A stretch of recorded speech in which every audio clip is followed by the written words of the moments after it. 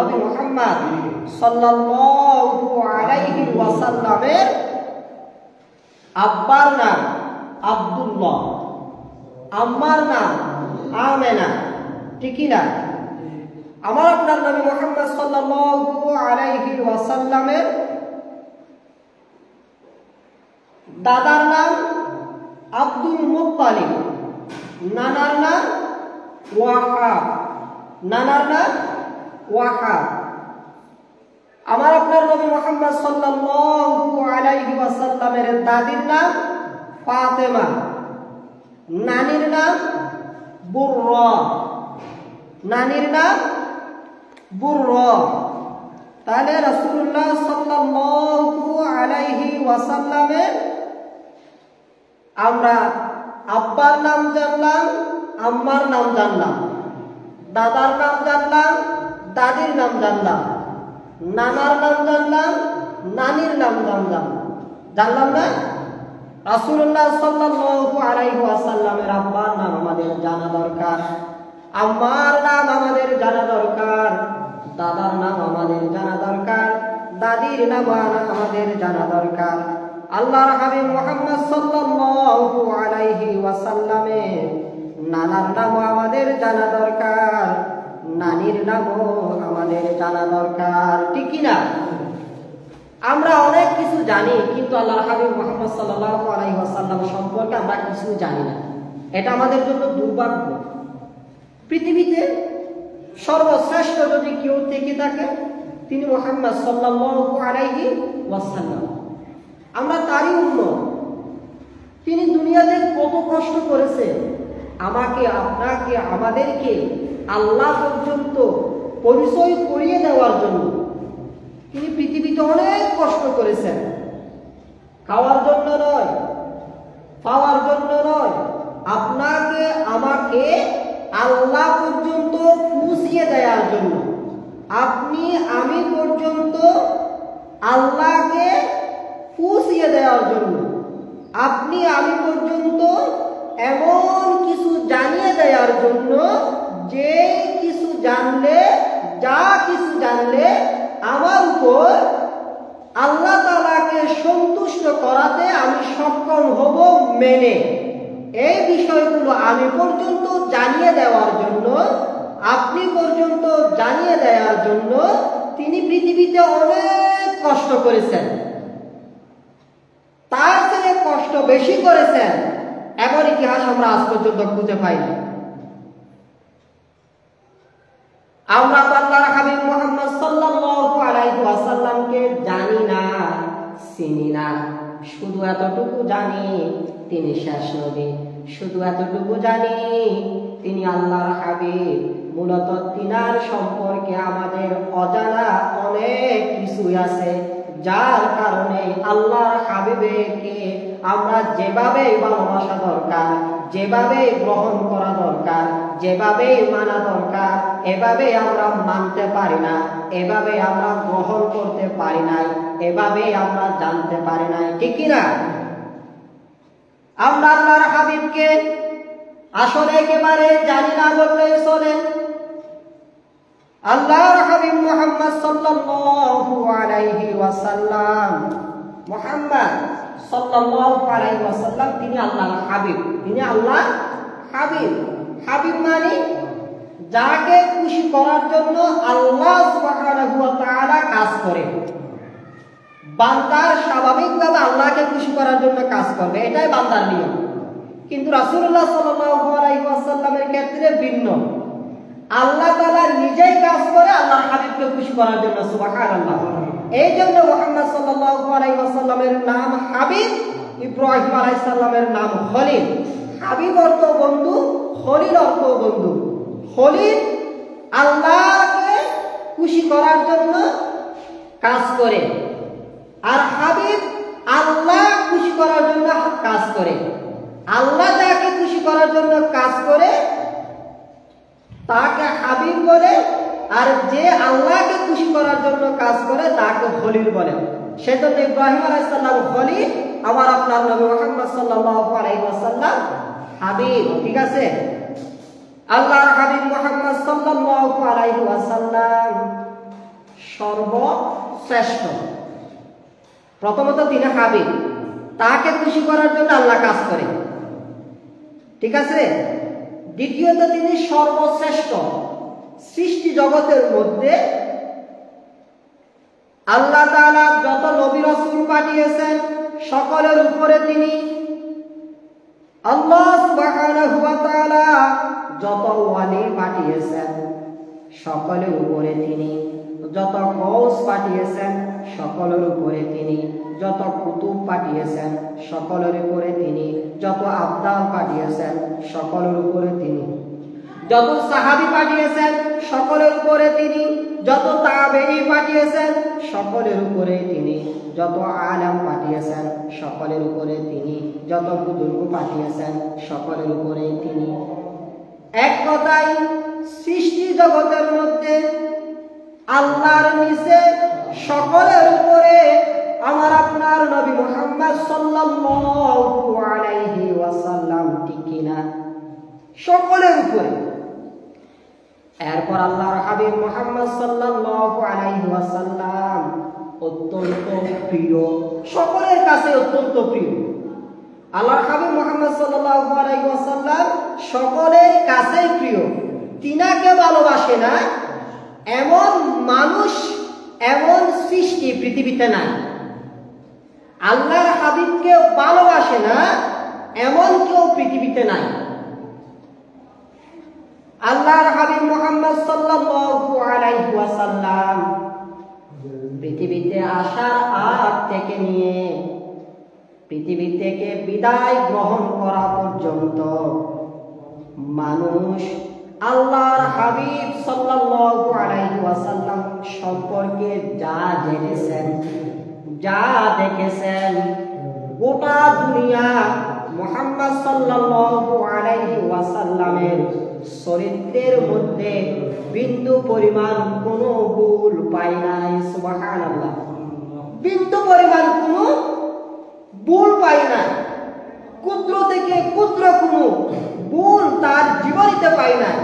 যেই সেক্টরে হোক না কেন, তিনি যখন স্বামী তখন সর্বশ্রেষ্ঠ স্বামী, তিনি যখন মসজিদের খতিব তখন সর্বশ্রেষ্ঠ খতিব, তিনি যখন রাষ্ট্রপ্রধান তখন সর্বশ্রেষ্ঠ রাষ্ট্রপ্রধান, তিনি যখন বক্তা সর্বশ্রেষ্ঠ বক্তা, তিনি যখন বিচারক সর্বশ্রেষ্ঠ বিচারক।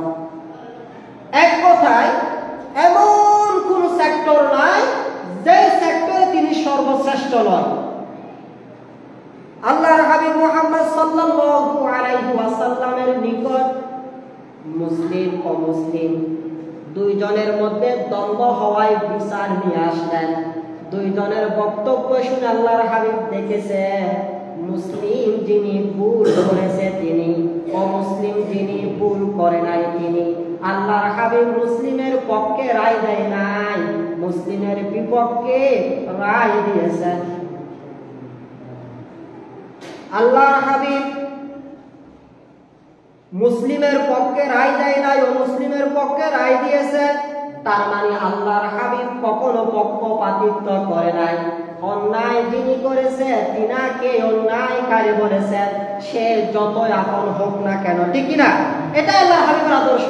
গোটা দুনিয়া আল্লাহর হাবিব যেই দিন পৃথিবীতে এসেছেন সেই দিন থেকে নিয়ে আজ পর্যন্ত পুরো জীবন মানুষেরা তন্ন তন্ন করে খুঁজে দেখেছে, বিন্দু থেকে বিন্দু পরিমাণ কোন ধরনের ত্রুটি দেখে নাই।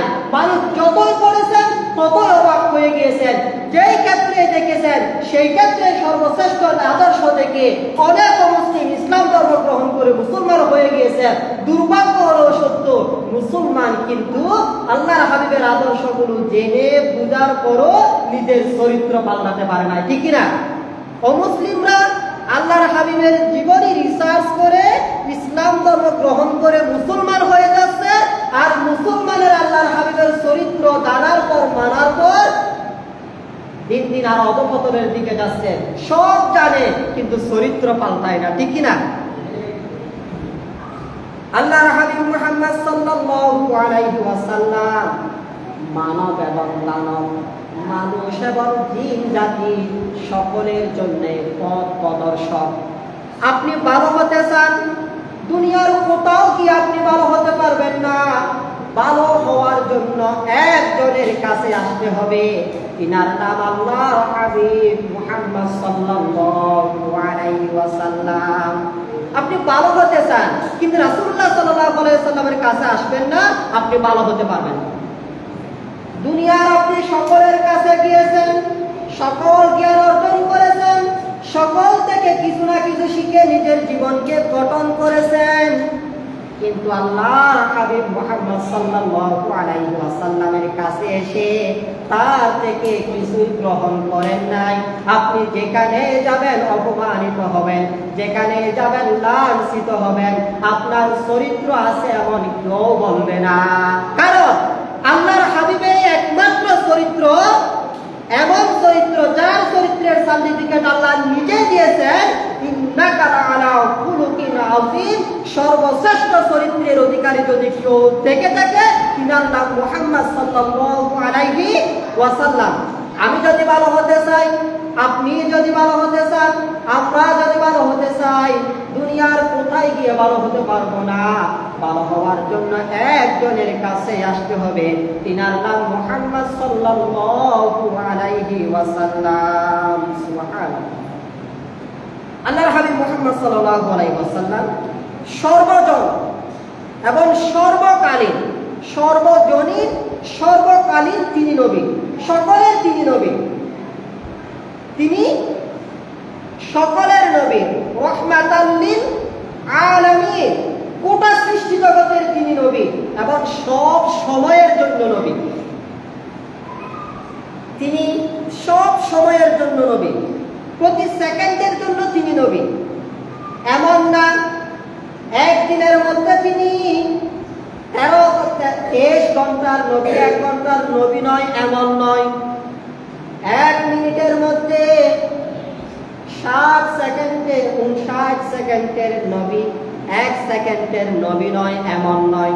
প্রতি সেকেন্ডের নবী তিনি, প্রতি মিনিটের নবী তিনি, প্রতি ঘন্টার নবী তিনি, প্রতিদিনের নবী তিনি, প্রতি সপ্তাহের নবী তিনি, প্রতি মাসের নবী তিনি, প্রতি বছরের নবী তিনি, প্রতি যুগের নবী তিনি, প্রতি শতাব্দীর নবী তিনি, প্রতি সহস্র যুগের নবী তিনি।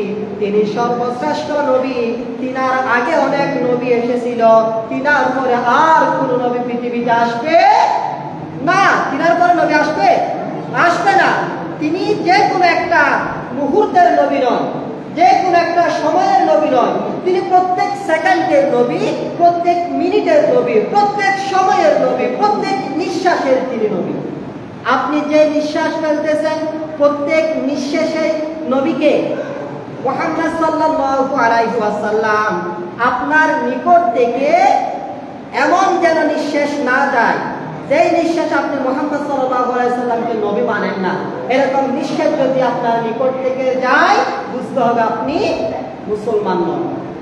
তিনি প্রতি সেকেন্ডের নবী। এখন কথা আসুন হুজুর, তিনি যদি প্রতি সেকেন্ডের নবী হয় তো আমার প্রতি সেকেন্ড আমি কি করব, কি করতে পারি, যেটা করব সেটা সম্পর্কে কি ইসলামের কোনো নীতি আছে? হ্যাঁ, আপনার প্রতি সেকেন্ড সম্পর্কে ইসলামের বক্তব্য আছে, প্রতি সেকেন্ড সম্পর্কে ইসলামের বক্তব্য আছে।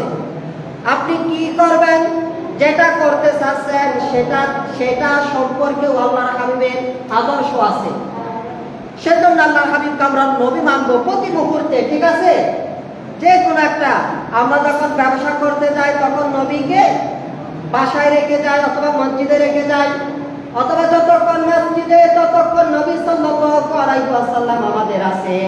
মসজিদ থেকে বের হওয়ার পর আবার মুখ থেকে গালি আসে, তার মানে মসজিদ আপনি নবীকে রেখেছেন, মসজিদ থেকে বের হয়ে নবীকে আপনি ছেড়ে দিয়েছেন, ঠিক কিনা?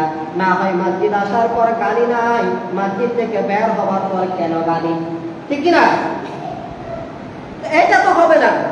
মসজিদও আল্লাহর সৃষ্টি, বাইরে রাস্তাঘাট এটাও আল্লাহর সৃষ্টি। মসজিদের জন্য তো আল্লাহর নবী নয়, পুরো সৃষ্টি জগতের জন্য তো আল্লাহ নবী, আল্লাহর নবী মুহাম্মদ সাল্লাল্লাহু আলাইহি ওয়াসাল্লাম।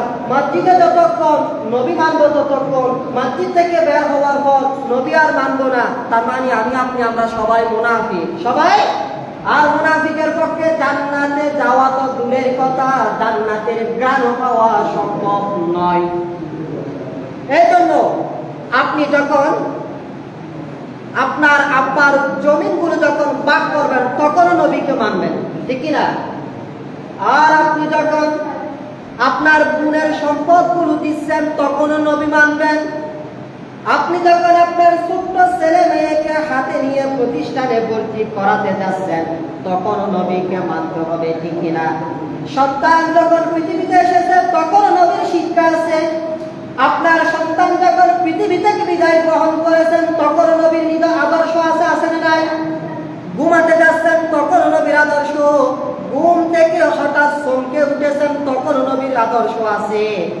আপনি ঘুম থেকে উঠেছেন তখনও নবীর আদর্শ আছে। বাথরুমে গিয়েছেন তখনও নবীর আদর্শ আছে।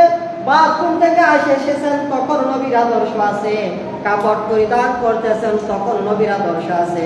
কোন পরিধানে কাপড়টার পরিবর্তন করতেছেন তখন নবীর আদর্শ আছে। ঘুম আসতেছে না এখন নবীর আদর্শ আছে। ঘুম আসছেন এখন নবীর আদর্শ আছে। বাগানে কাজ করতে গিয়েছেন এখানেও নবীর আদর্শ আছে। আপনি প্রিন্সিপাল আপনার জন্য নবীর আদর্শ আছে। আপনি হেডমাস্টার আপনার জন্য নবীর আদর্শ আছে। আপনি ইমাম আপনার জন্য নবীর আদর্শ আছে। আপনি মুসল্লি আপনার জন্য নবীর আদর্শ আছে। আপনি বক্তা আপনার জন্য নবীর আদর্শ আছে। আপনি শ্রোতা আপনার জন্য নবীর আদর্শ আছে। আপনি বৃদ্ধ আপনার জন্য নবীর আদর্শ আছে। আপনি বৃদ্ধা আপনার জন্য নবীর আদর্শ আছে। আপনি স্বামী আপনার জন্য নবীর আদর্শ আছে। আপনি স্ত্রী আপনার জন্য নবীর আদর্শ আছে। আপনি ছেলে আপনার জন্য নবীর আদর্শ আছে। আপনি মেয়ে আপনার জন্য নবীর আদর্শ আছে। আপনি বড় আপনার জন্য নবীর আদর্শ আছে। আপনি ছোট আপনার জন্য নবীর আদর্শ আছে। আপনি ফ্যাক্টরির মালিক হবেন আপনার জন্য নবীর আদর্শ আছে। ফ্যাক্টরিতে কর্মচারী হিসেবে থাকবেন আপনার জন্য নবীর আদর্শ আছে। আপনি উস্তাদ আপনার জন্য নবীর আদর্শ আছে। আপনি ছাত্র ছাত্রী আপনার জন্য নবীর আদর্শ আছে। আছে না নাই? সব ক্ষেত্রে নবীর আদর্শ আছে। দুঃখজনক হলেও সত্য, যতক্ষণ মসজিদে নবীর আদর্শ ততক্ষণ মসজিদ থেকে বের হওয়ার পর নবীর আদর্শ নাই, নবীর আদর্শ নাই। আর নবীর প্রেমিক বলে, নবীর আশিক বলে, সুন্নি বলে, ওয়াহাবি বলে, জামাত বলে, হেফাজত বলে, আওয়ামী লীগ বলে, বিএনপি বলে মুসলমানের মধ্যে তর্ক বিতর্ক লাগায় আর ইসলামের ইয়ে নিজের ভিতর রাখে না, ঠিক কিনা? ইসলামের ইয়ে রাখে না। ভাই আপনি যে মুসলমান, বলেন তো মুসলমান কাকে বলে? জানি না। আপনি ইমানদার, বলেন তো ইমানদার কাকে বলে? জানি না। আপনার ইমান আছে তো ইমান কাকে বলে? জানি না। আপনি মুসলমান, ইসলাম আছে তো ইসলাম কাকে বলে? জানি না। ফজরের নামাজ পড়েছেন? না তো পড়ি নাই। তো সকালে ফজরের নামাজ পড়াটা রবি সুন্নত নয়? রাসূল সাল্লাল্লাহু আলাইহি ওয়াসাল্লাম জীবনীতে এক ওয়াক্ত নামাজ কাজা করে নাই, আমরা পাই না। জীবনে একটা মিথ্যা বলে নাই, একজনেরও গীবত করে নাই। সুন্দর একটা হাদিস শুনেন। আল্লাহর হাবিব মুহাম্মদ সাল্লাল্লাহু আলাইহি ওয়াসাল্লাম 3 দিন পর্যন্ত না খেয়ে পেটে পাথর বেঁধে আছে। পেটে পাথর। তো পাথর কেন বাঁধলেন? পাথর বাঁধলে একটু উঁচু দেখাবে যে ফ্যাট যে না খেতে গর্ত হয়ে গিয়েছে, এটা যেন দেখা না যায়। 3 দিন পর্যন্ত কিছুই খাই নাই, উপবাস। পিঠের সাথে পেটের চামড়া লেগে গিয়েছে। আল্লাহর হাবিব পেটে পাথর বেঁধে আম্মা জান ফাতেমা রাদিয়াল্লাহু তাআলা আনহার বাসায় গেলেন। গিয়ে দেখতেছে ওখানে হাসান হুসেন কান্না করতেছে ক্ষুধার যন্ত্রণা।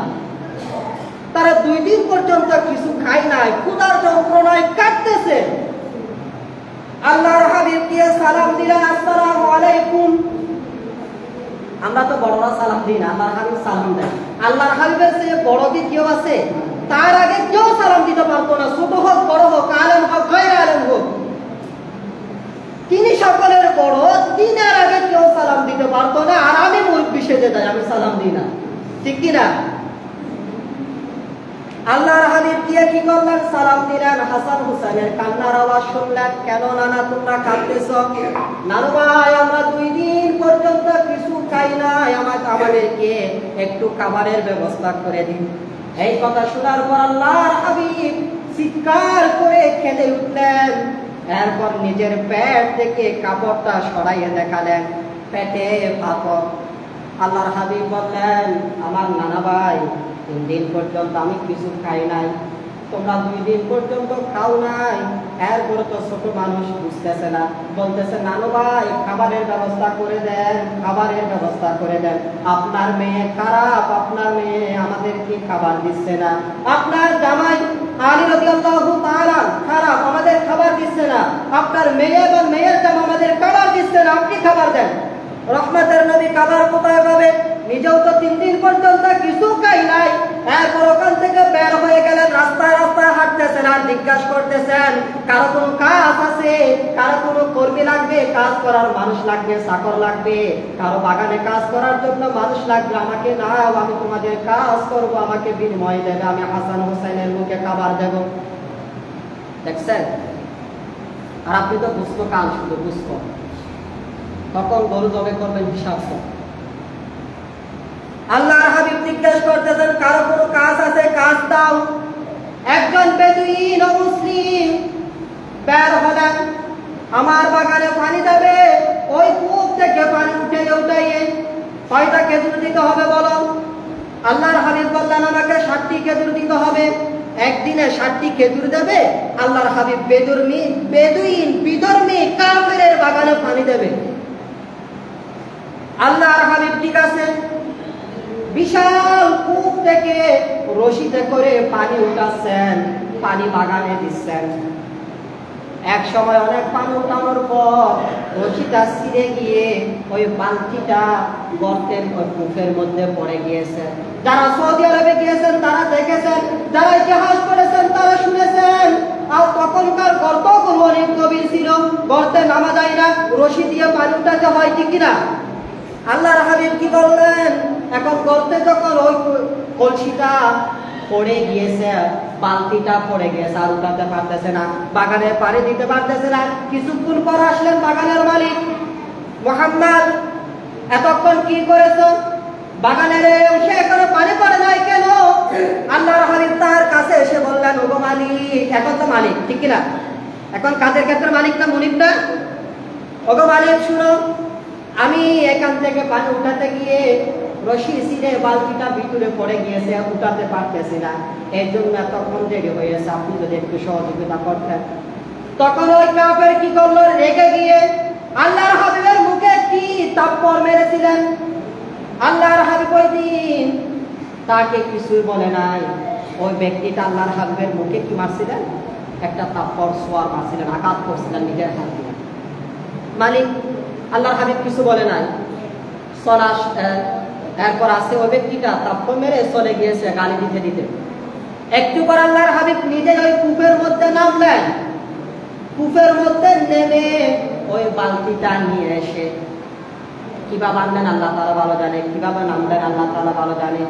একটু পর যখন ওই বালতি এরপর ওই কাফেরের বাসায় গিয়ে খুঁজে খুঁজে তাকে বললেন মুনির, আপনি হয়তো কষ্ট পেয়েছেন আমাকে, এই জন্য আপনি থাপ্পড় মেরেছেন, আমার গালে আঘাত করেছেন, হয়তো আপনি কষ্ট পেয়েছেন, এই জন্য আপনার কাছে ক্ষমা চাইতে আসছি, আমাকে দয়া করে মাফ করে দাও। আপনার হয়তো রাগ এসে যে জন্য আমাকে মেরেছেন, আমার কারণে আপনার রাগ এসেছে, আপনি দয়া করে আমাকে মাফ করে দেন। কার কাছে গিয়েছে? যে কাফেরের কাছে। আল্লাহর হাবিব গিয়ে বলতেছে যে আমার কারণে আপনার রাগ এসেছে, আপনি আমাকে মেরেছেন, আমি তো মাফ করে দিয়েছি, আপনি একটু আমাকে মাফ করে দেন, আমার কারণে তোমার রাগ এসেছে, নাও তোমার বালতি। ওই ব্যক্তিটা অবাক হয়ে গিয়েছেন, কিভাবে সম্ভব এত গভীর কূপ থেকে বালতি আনা? রাসূলের মুজিজা, তিনি বালতি আনতে পারলেন, রাসূলের মুজিজা, তিনি নামতে পারলেন। এরপর ওই ব্যক্তিটা বালতি হাতে নিয়ে, বালতি তো হাতে নিয়েছেন, রাসূলুল্লাহ সাল্লাল্লাহু আলাইহি ওয়াসাল্লাম তার নিকট থেকে চলে এসেছেন। একটু পরে ওই ব্যক্তিটা, একটু পরে আরেকজন মানুষ রাস্তার পাশ দিয়ে হেঁটে যাচ্ছে, দেখতেছে যে মাঝখানে এই বাগানের মালিকটা পড়ে আছে, আর একটা হাত কেটে, একটা হাত কাটা অবস্থা, হাতও পড়ে আছে, ব্যক্তিটাও পড়ে আছে, ও বাগানের মালিকটা। যিনি যাচ্ছেন তিনি মাথায় পানি টানি দেওয়ার পর হুঁশ হয়েছে, বেহুশ ছিল। হুঁশ হওয়ার পর বললাম বা এই অবস্থা কেন? তখন তিনি বললেন, তিনি তখন ওই হাতটা এক হাতে নিয়েছেন, ওই ব্যক্তিটাকে বলতেছে যে আমি একটা পাপ করেছি, এই জন্য আমার হাতটা আমি কেটে ফেলেছি।